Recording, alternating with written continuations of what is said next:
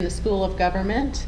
And so what we do broadly, we work with a lot of local governments and predominantly with water, wastewater, and stormwater utilities to increase financial sustainability, resiliency. We work a lot in the fields of affordability and equity. We do some benchmarking, which I'll talk about later, and then innovative funding solutions. And part of my background, I've worked for a stormwater utility that was very underfunded in a part of the country that sees extreme flooding, so that's New Orleans. And I've spent time in front of boards begging for money that was legally required to be spent on stormwater management. So it sounds like it should be a no-brainer, but it really isn't.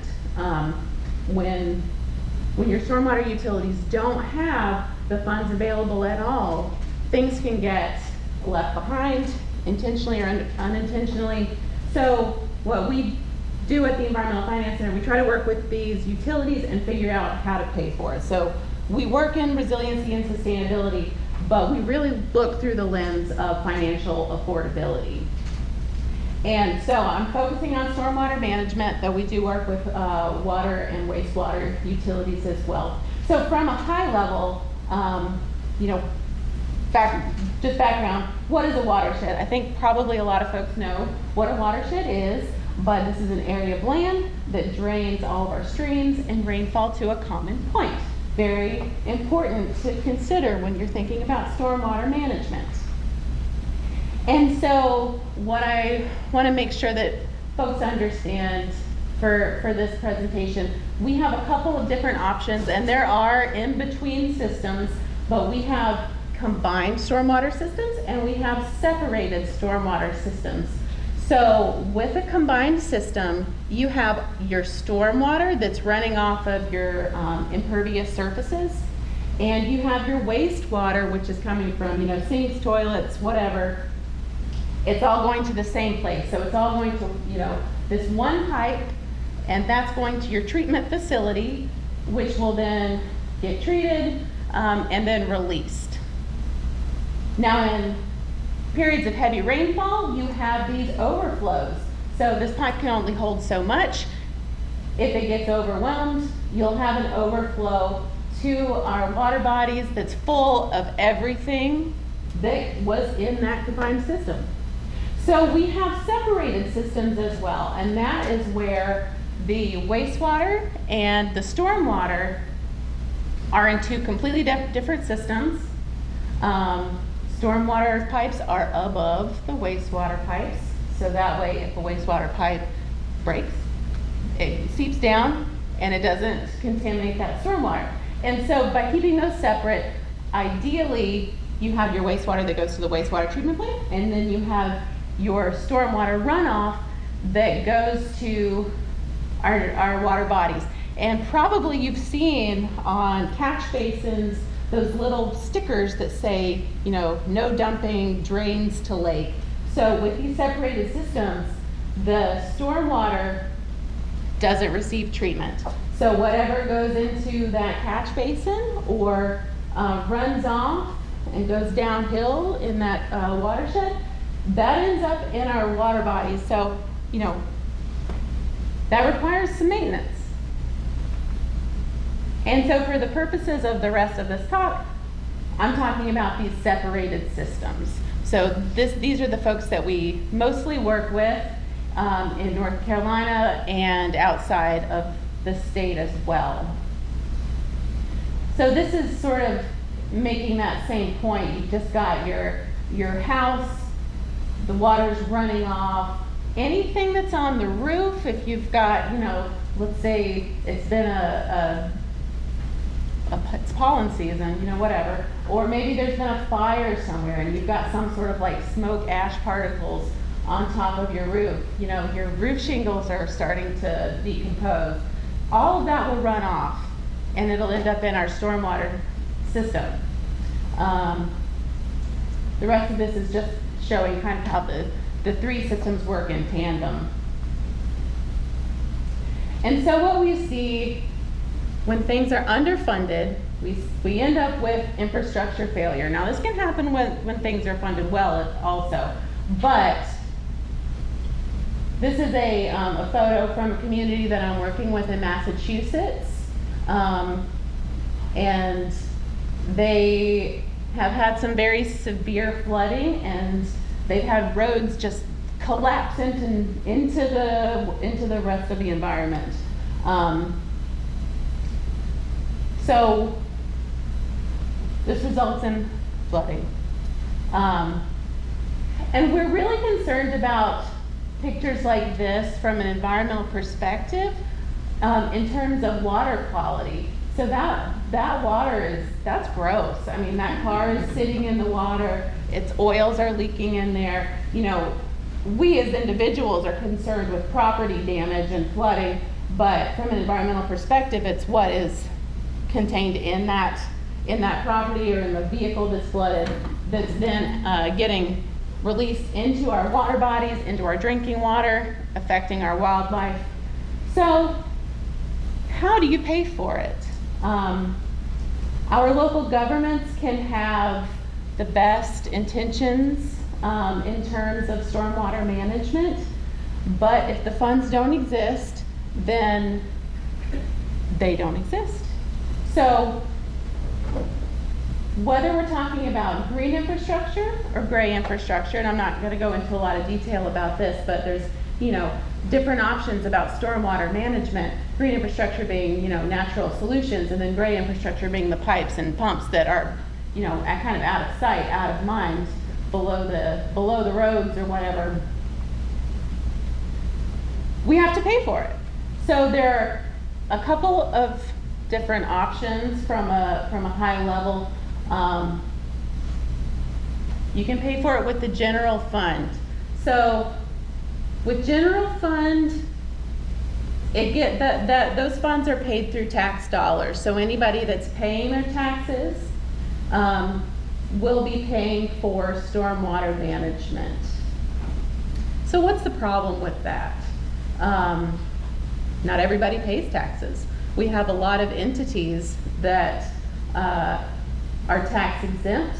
Sometimes these are, you know, if you think about a school or, you know, a big church, you know, school, you know, different groups, they have a lot of impervious surfaces. There might be a lot of parking lots. There might be really big buildings. They're contributing a lot of stormwater runoff, but they're not paying for the management. So general fund, that's tax dollars. You also have to compete with other municipal departments to get those dollars. So maybe you need new fire trucks. Well, you're competing with the fire department. Reactive. This is often, you know, we've had a flood, now we need to pay for the damages. And then it's inequitable because not everybody that contributes pays. So the option that we have is to establish a stormwater fee. There's a lot of stormwater fees that are in North Carolina. So chances are you pay for one based on where you live in the state. Stormwater fees provide a dedicated source of funding. It's transparent, so you should be seeing your bill, whether it's located just by itself on another utilities bill, so maybe a water bill or or on your end of your taxes. You can see that line item. You know what you're paying for. It's proactive, so by providing a dedicated source of funding, you have money to pay for problems before they become, you know, a big problem. And then it's equitable because your tax exempt entities are not exempt from the stormwater fee, so they are paying for the runoff that they contribute to the stormwater system. So what's a stormwater fee? So this is a fee that your users pay for the management of stormwater that becomes surface water drainage. And it pays for maintenance of variety of different aspects of the system. And it's important to note that they're dedicated for stormwater funding. So no other department can access these funds. That's illegal in the state of North Carolina. So you know you've got this money to work with.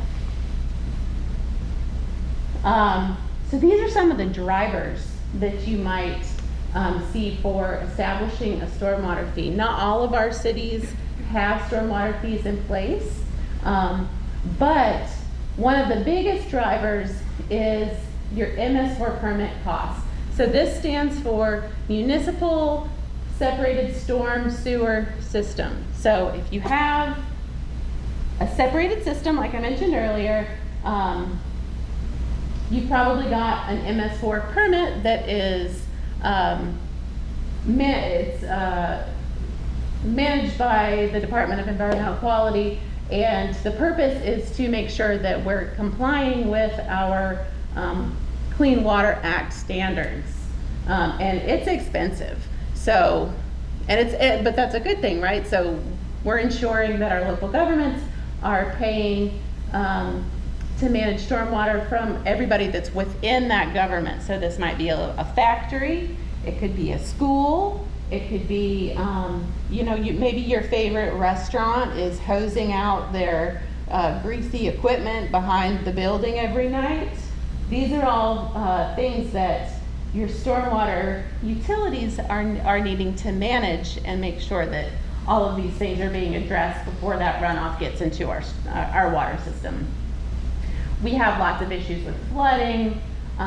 We currently have a ton of money that's been injected into funding, so grants and low interest loans to pay for stormwater planning and infrastructure capital projects. Source water protection. So there's some locations in the state that have specific nutrient rules that have to be managed, emerging contaminants, and then growth. So if you have your population growing, North Carolina is a growing state, all these new people are putting pressure on our infrastructure systems. So we have different billing and collections methods.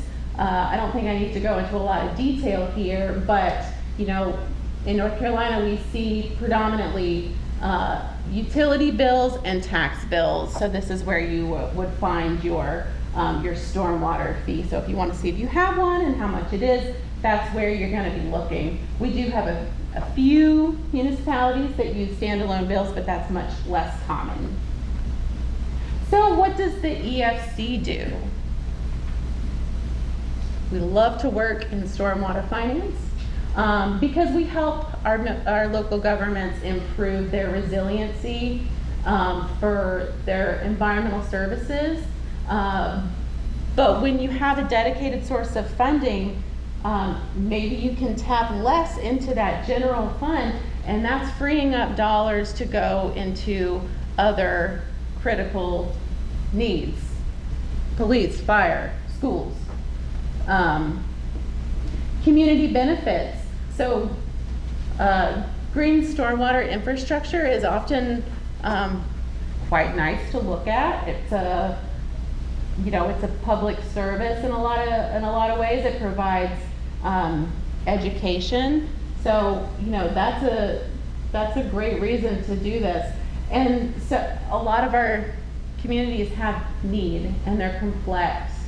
So our environmental justice communities, they lack access to stormwater funding. There's limits on how to utilize funding through the state revolving fund.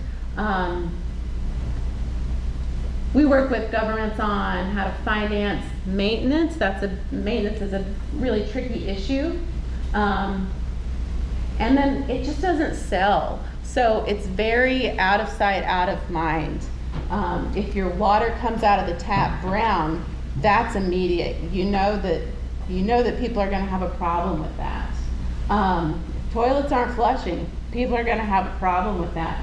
And stormwater, it just doesn't have that same zing. So we work with governments on how to address these issues. And so we provide technical assistance. So any utility or local government can call us with questions, and we can help work through whatever issue they have, whether they're needing to raise a fee, whether they're establishing a fee in the first place.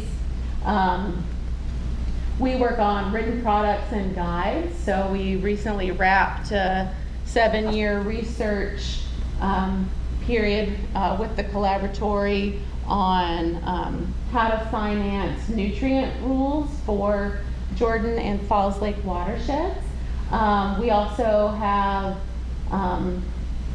like a guide on paying for stormwater fees and kind of a how-to guide that's forthcoming. And then we have our stormwater utility dashboard.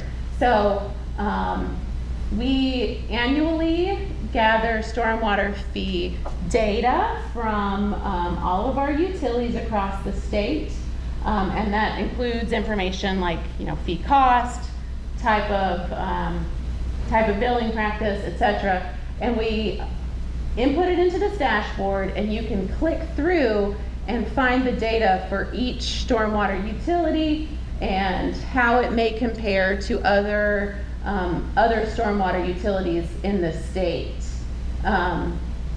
It's really interesting, and you can see how it compares through the map and also through these bars. And then we also have the raw data available as well, if that's easier for you to look at an Excel sheet and compare that way. But so we've got fees across the states being compared, revenues across different comparison groups being compared. And this is Chapel Hill, so you can see 816 is the fee for Chapel Hill. We have 104 fee structures in the state, and it's made from 96 municipalities and 5 counties, and $5 is the median monthly equivalent residential bill that we've calculated. So really they're not that much. When you're thinking about establishing a bill in the first place, it's really hard, and communities have a steep climb to get this approved by the public and by their local board or commission. But it's not that much. Thank you.